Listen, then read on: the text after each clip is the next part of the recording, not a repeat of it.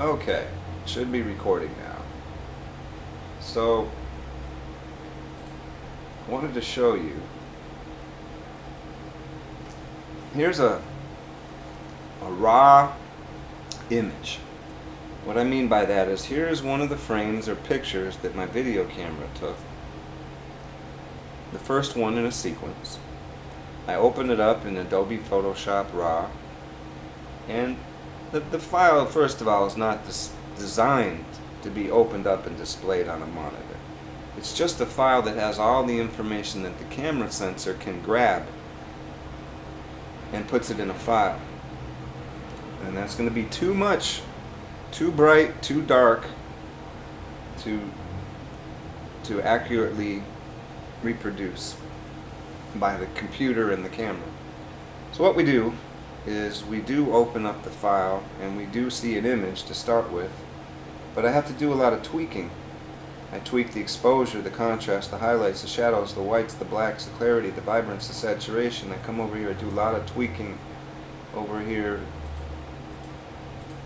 in these other sharpening, noise reduction. I do some split toning sometimes. Some lenses I'll do a correction. But most of the work is done here on this basic tab. And when you open up the file, especially the way I shot it, there's a lot of brights. Here's your highlights, this area. But I don't have a spike at the end, which means it's not blown out. And the same with the other side. There's a lot of darks, but there's not a spike at the end, which means it's not crushed. And so I've captured all the light within the parameters pretty much. But if you display it all at once, well, it looks like shit.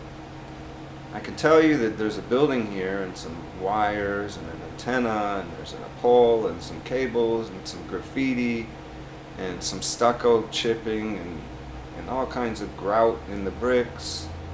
But telling you is one thing, showing you is another. This is after I've done all the tweaking at 34% zoom. So this image is designed to be displayed at 100%.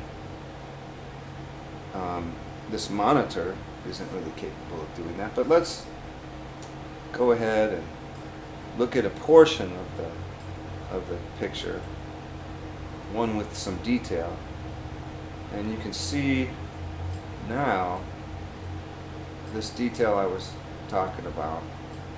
It's there, and the sky's not all blown out white, and the building's not all blown out white. You can see that this isn't all brick now. This is got plywood on it. You can see the detail in the building, the fine detail in the flaws in the building. You can see the old TV antenna and the telephone wires. You can see the shadows, the literal shadows. You can see the leaves that are burnt up. You can see everything, especially at 100% detail. 50% detail, still. You can see that you have to make the adjustments. You have to know what you're doing. And then you're going to be able to make beautiful movies. Just imagine 33 of these frames rolling a second on the big screen. That's plenty HD enough.